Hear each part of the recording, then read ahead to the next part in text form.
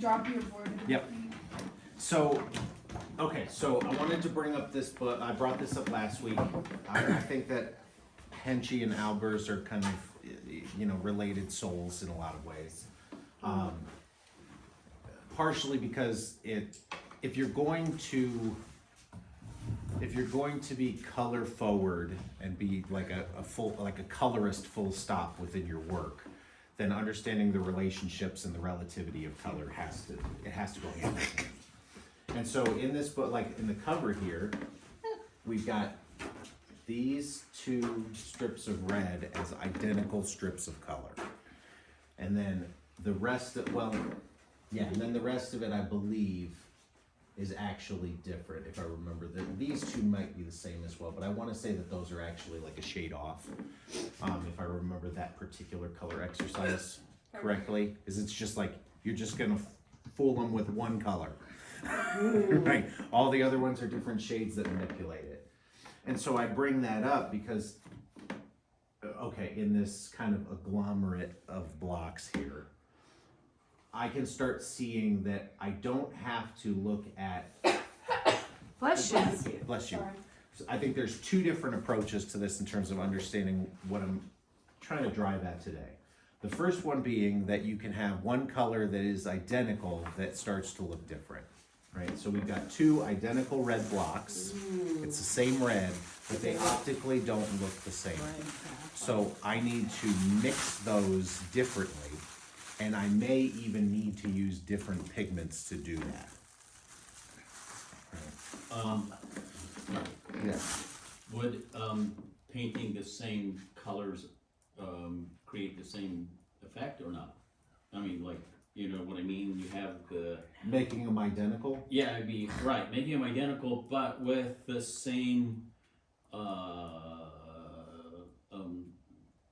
relationships, Like the surrounding relationships. Perhaps. Perhaps. Thank you. Right, so that's one thing here where I could see an argument for painting those the exact same swatch of color and then building around it. I could see an argument for making them distinctly different colors and building around that as well. I think that because now I've incorporated a couple of different blocks that have slightly different shades of the same color, right? Not everybody's going to get the same angle on this, but I could say, for example, like the shadow on this block could be argued as an identical mixture to the face of that green block on the far side. So I could, right, so I can put two colors in different locations. They can have different meanings in terms of what's going on. Do you mean the same color in two different spots and have different meanings? Yeah. Okay. So one of them's like the frontal side of a block that's in direct light. The other one is the shadow side of a different colored block away from the light source. So they can have different meanings in that regard. In the same way that I could see some of the shadows on the top of this block being the face of that blue block, right? I can see...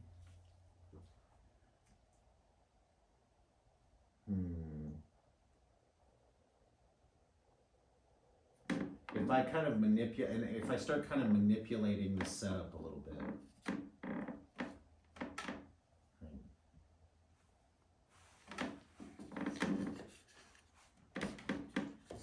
There starts to become sort of new opportunities for creating these same types of relationships. I'm seeing if there's any way in the shadow side I can start to make it look like one of the side planes in one of these red blocks. Okay. Right?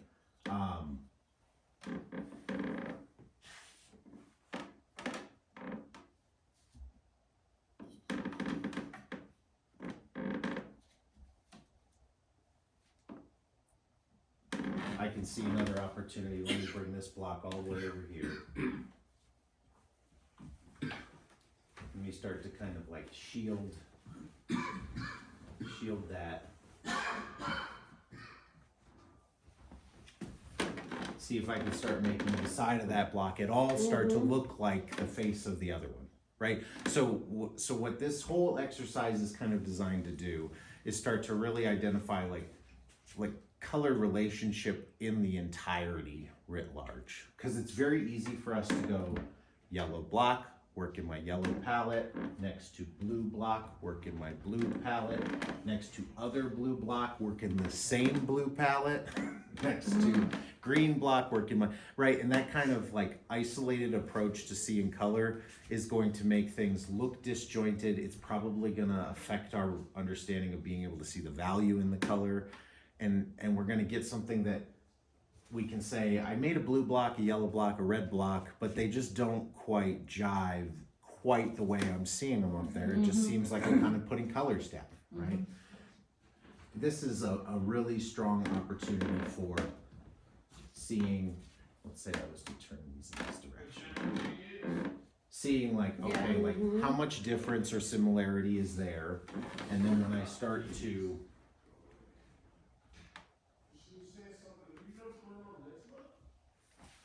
sort of move the components around, like how much does it change, I can right? almost start seeing them all look the same now. Right? Yeah. And then the big thing about this is, so when you squint at the totality of the image, you're going to get basically a compressed value structure. You'll still, like the things that are particularly chromatic will still have a strong sensitivity in your eye, but the overall value structure gets very locked in into usually like 2, maybe 3 value shapes. You'll just identify a handful of things where it's like, okay, there's a lot of dark here, there's some dark over there, I don't really see dark there, but I do see like a fair amount of mids and some lights, and then I associate the background with light as well. So you could start to categorize like where on, if you were gonna be, one of the things that Chris teaches a lot in his classes, if you haven't taken one of his classes, is when he lays a palette out, he tends to work kind of warm to cool, dark to light. He'll sort of organize the mixing of his palette in that sort of spectrum, so that as you get to any particular place in a painting, it's like if I need a warm mid, like I know it's going to be somewhere in here. And when you start incorporating pigments that are too dark, you can tell it starts staining the palette a little bit too much. When you incorporate pigments that are a little too light, it starts bleaching the palette out a little too much. So you kind of start to see what colors in their full strength can actually go into that mixture. If I need, like as an example, if I need something like, this is dioxazine purple.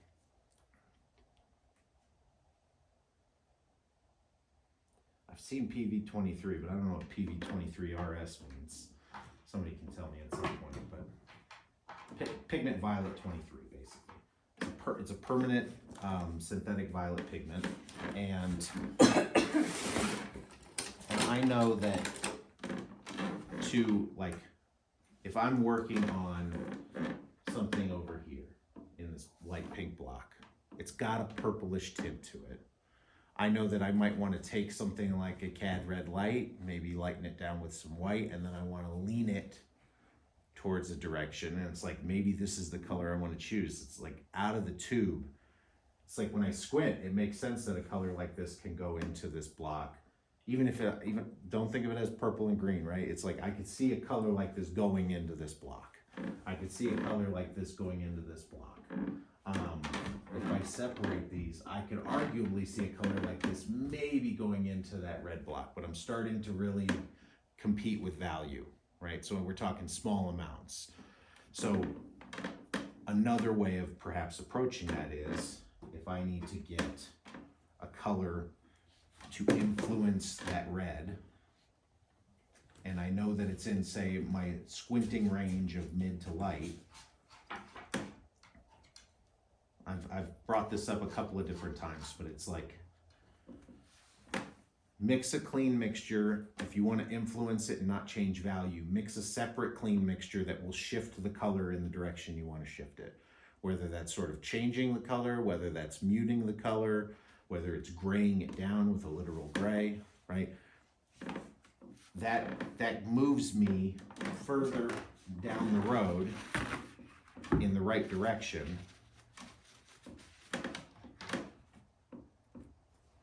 So that I can take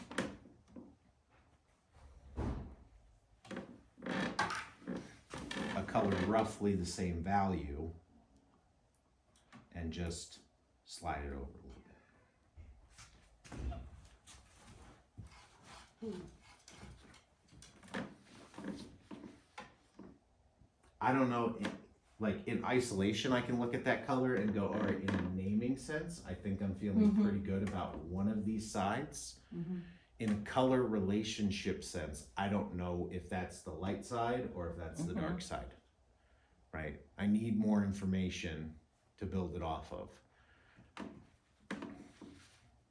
So in that same way, if I was gonna compare it to say like a dark side, maybe the front side has more cad red, more of some of that kind of yellowish red, and maybe the dark side has a little bit more of this kind of like a alizarin tone to it, where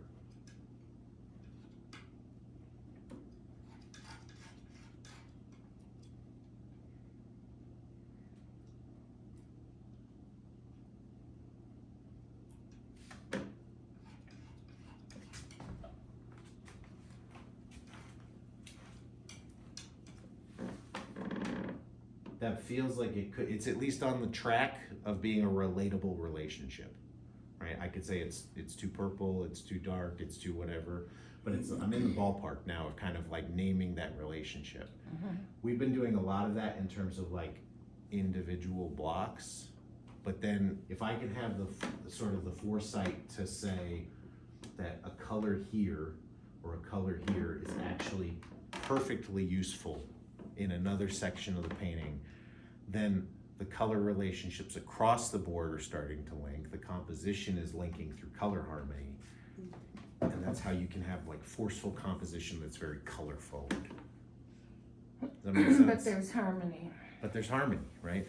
When you get into the business of trying to name colors, actually there's a great quote in this. When you get into the business of trying to name colors, what ends up happening is you start having a disjunction in the painting, because it's the same thing as saying I'm going to name somebody as having like flesh colored flesh or darker flesh colored flesh or light flesh colored flesh, right? It's like there's like the tubes that kind of come in that regard, where it just doesn't it doesn't carry the idea of the painting across through the color, because it's too specific to trying to say that something is exactly a certain color, where it's like just by walking in different parts of this room and in different parts of this building, all of our color tones change based on the in shadows, lighting, the relationship of the things around us. Like just having darker walls versus lighter walls is going to have an impact. And so it's like, this book actually, the way it starts is it says, if one says red, the name of a color, and there are 50 people listening, it can be expected that there will be 50 reds in their mind, and one can be sure that all these reds will be very different. Even when a certain color is specified with all listeners having seen innumerable times, such as the red of a Coca-Cola sign, which is the same red all over the country, we will still think of many different reds. Right? When we name color, it is not specific to what is around it. If we can name color relationships, and so in something like this, whether you were going to focus on an individual area or you were going to focus across the board, it's like, what are the easiest 2 or 3 notes that you can name in relationship to each other? And ideally, maybe one of them is a mid, one of them is a dark, one of them is a light. If you've only got 2, maybe find a light and a dark. So it's like, if I can name this and that in relationship to each other, then everything else becomes a description in the scheme of that key. So what I'm hearing you say is naming a color in and of itself is not useful. It's not helpful. But if you name it in relation, it will harmonize. Yes. Just making sure I'm. Yeah, because it establishes I think of it like music, right? It establishes like, what key is this song in, and so it's like, I know that in the key of F there's going to be a B flat. It's like that helps set everything up so that if, for example, you were in jazz band and you didn't quite get ahead of your music when the show was coming up, you just know that there's certain notes you can't hit, and maybe you want to hit a lot of B flats and Fs. So you fly, it's like, all right, I know it'll work. I know it'll kind of work. And so in that same way, it's like, if I can name something, like if I can get an easy color and an easy color, then I've got the key of the painting set up. Then from there, if I want to make something, like, I can build this off of that. I can build this off of that. I can build, and then when you start getting into like the mids of things, like this becomes a mid, it needs to be darker than that, lighter than this, warmer than this, cooler than that, more, more yellowish than this side, more greenish than that side. You start being able to figure out, like, okay, where can I hone this in? And this would be this would be kind of the key when it comes to those mixtures. So, like, in theory, that all is like, that's the game. That's the game in all of painting. Like, you can set up a strong relationship, build the marriage of your painting, so to speak, and then everything form underneath it. But then from there, as you start naming things, it all fits within that key. That's all gravy. When it comes to like the actual mixing of things, it is quite possible that blue number 1 and blue number 2 require completely different blue pigments coming out of the tube. So it's like, we did this in a portrait in the portrait class that we did. I showed, like, I had kind of like a running demo piece where I did like a black and white painting. I let it dry. I glazed burnt sienna over it. I let it dry. And so there was areas where there was basically literal white with burnt sienna glazed over top of it. And if you tried to take burnt sienna and white and mix them to the right value, you will not come up with the same color. In order to like make that new mixture that occurred, we needed some cad red, we needed even like a touch of yellow, we needed things that, like, my brain tells me it's burnt sienna and white. That's what made that. So if I put burnt sienna and white down, then I can make it again. In color relativity, it's like what the pigments do is different from what you name the colors as, right? And it looks like ultramarine and cobalt. from over Totally, right? It's, you can have, this could be like cobalt, maybe almost out of the tube. Yeah. And this is like ultramarine, like full strength, or maybe like touch of black just to dull down the chroma a little bit. It's like, that is a legitimate way of describing that relationship there. That's what I paint vases, cobalt vases. That's how I paint them, the darks, or ultramarine and maybe a touch of black and cobalt. Yeah, just like in the same way that it's like, to get to this light and to get to that light, which are close to the same value. They're close to the same value. Especially the top. Yeah, the top, I would say the top is a little bit lighter than this, the side is a little bit darker, right? It's like right in the middle. Like, this is gonna have, for lack of a better word, purple in it. Cad red ain't no purple. No. Never gonna get it out of there, right? Yeah. It might have some orange in it, whereas the reds might have more yellows in it. It's just, when you start seeing what the color is leaning towards, in, like, we started with some, like, looking for color really hard in some dull objects. Then we started working on colors and thinking about halftones, stuff like that. Now it's like, okay, if I was to really start to name where those colors are starting to lean, I can put them in a value structure, and I can say one is leaning a certain way, one is leaning a different way. They're both reddish kind of colors. But now I can look at the pigments I either have on my palette or the pigments I have in my box and say, are there any colors that can get me at those descriptions in that value range the quickest? That will make the most colorful Well, it mixture. definitely leans orange, because when you look at the top of it, well, where I'm sitting, it's pure orange up there, light. Oh, on the left? Yeah. Yeah. mhm. The other one's Yeah. moving towards violet. Mhm.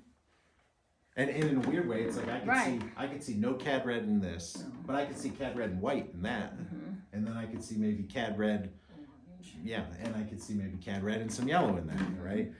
Like, so we could have like an alizarin mixture that's toned down with, say, like a green complement. We could have like cad red light with white, or cad red with white. And that far side of the box, the right side is even moving more towards violet. Totally. Oh, alizarin. Because of that little bounce light off of the Alizarin. purple there, yeah. So it's like, so it's like when I squint at it, I get like a basic mass tone of any given side. And then I can start to, if I can get that sort of described, then I can start to really, it like gives me a harmony to fluctuate off of. And so the nice thing about understanding this, at least from like a conceptual standpoint, is that I really like how much this now enables people to invent in their paintings. Because the adage that was given to me by Vince Desiderio is that shadows are mirrors. That all shadows do is reflect the environment around them. And I can reflect color into it. I can reflect little variations. I can darken things down by having absorbent surfaces underneath it. So it's like based on what, so particularly with flesh, but then when you get into just other things that have these shadows in them, you look at a sphere and it's got that bounce light underneath it. If there is an object that's, 6 inches away that's shooting, green into this blue, then I know that that could influence the mixture of that shadow.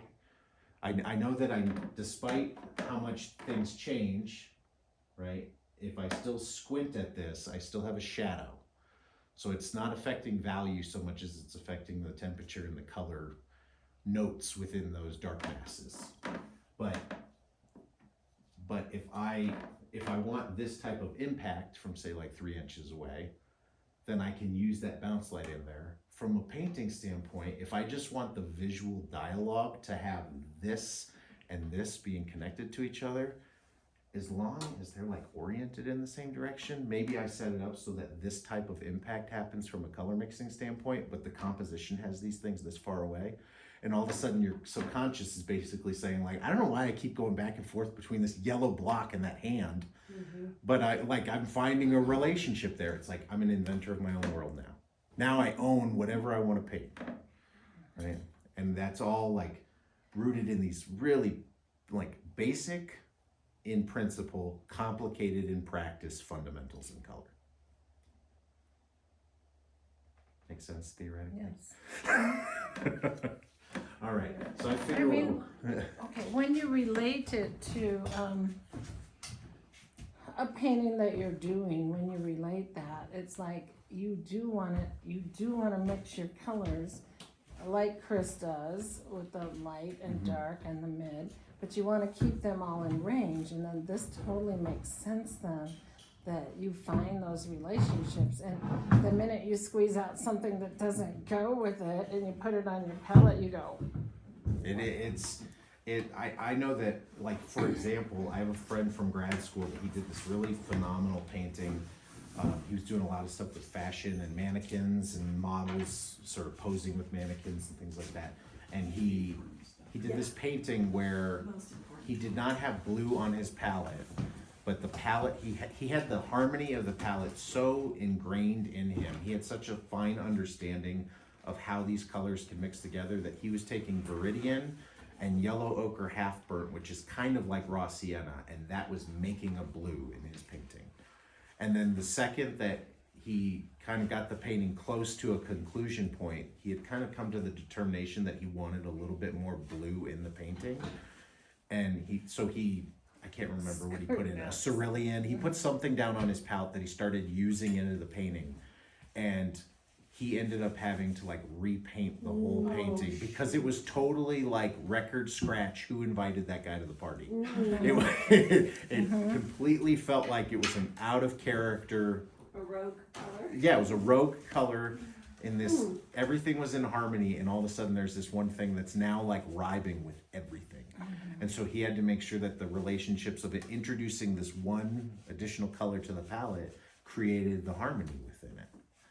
Which is a really strong advocacy for why you might start with like really limited palette that you grow, or John Patochnik when he Primary Color Master, right? A book of like 300 different 3-color paintings, you know. 298. No. Yeah, I'm kidding. yeah. It's, I can go home and count. yeah, and I know that just the act of doing that, you know, regardless of any kind of mastery that he had already demonstrated before making this book, you know, that he could probably look at all of those colors and have two sets of 3 that he'd never mixed together, and probably have a pretty good feel for what the harmony of the whole range is. He just know, it's like, I just know that these colors are going to kind of help move the range in this direction. Those colors are going to kind of pull it this direction. This color kind of becomes a convenience color, but it's more chromatic than what I could mix on the other palette.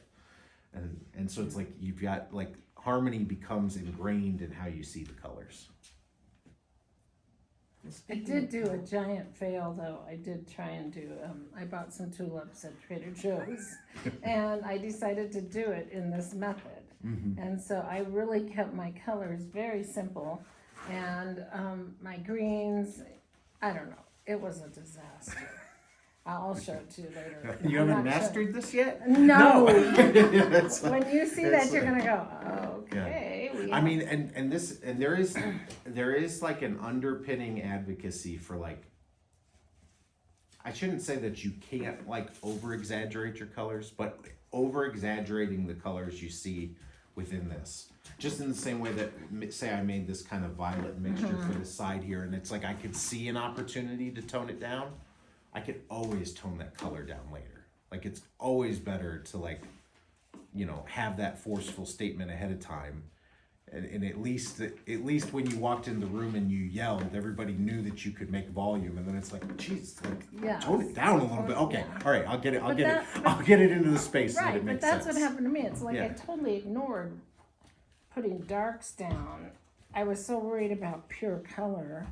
And so my tulips look like flat pieces of junk because they're just yellow and there's no definition in them whatsoever. Then I tried to fix it by using a little ultramarine and, you know, making a bit of a purple. And because I didn't put the darks in underneath, I couldn't fix it. Yeah, and I think that when you were talking about no definition, it's kind of like when you do because and this is sort of the advocacy for something like the blocks, right?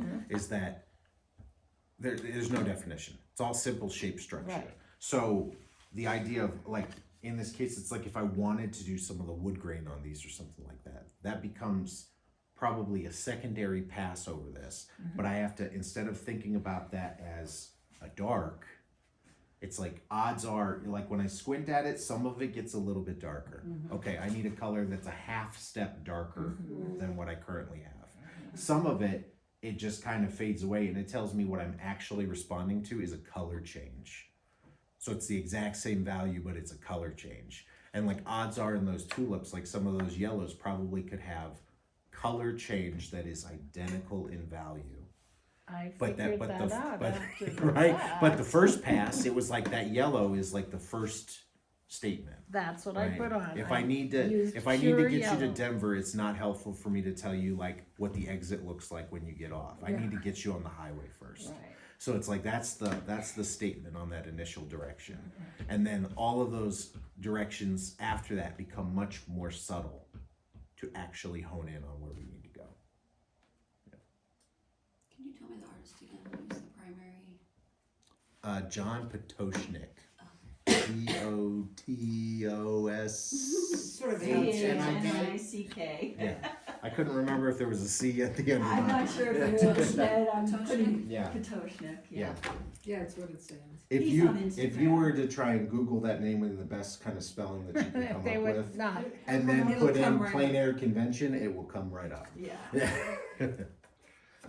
I don't even think he's 5 feet tall, is he? No, he's He's like tiny. he makes You up might meet him, he he makes might up for be his there. posture with all his knowledge, because it is he's just kind of a really I don't see towering him on the figure list. in terms of Maybe he'll just take understanding all this stuff. Yeah.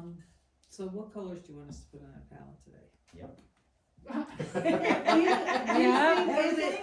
Everything we have. Is it more beneficial to try to do the whole scene so then we can do the relationships or crop into I think that- certain? I think that I think it's helpful here. I'm trying to give a couple of different kind of like harmony spaces in this where if you wanted to hone in on a region, like we've got like sort of like analogous relationships that can happen here. I can maybe try and do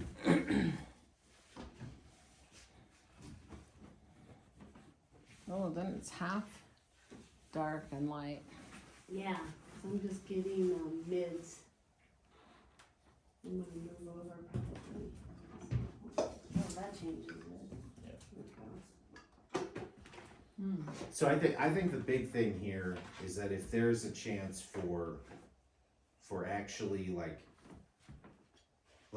even in like flat Albers terms, if you were to like just deal with the faces of things, you're gonna get something out of this. If you're looking at trying to like do an area where it's like, okay, I can see like dimension on a couple of different objects and I'm gonna kind of go for that, like you'll get a different type of information off of that. But it's like if we can think about these, there's enough kind of in any given area, there's enough kind of proximity now where it's like, okay, I've got like a couple of different descriptions on how I might name a particular hue, and I can really sort of play around with like how I get to those mixtures. Okay. Right. I'm gonna kind of leave my box of pigments out, so that it's like if you start running into like, I don't have that freaking green, it's like, okay, we can find something.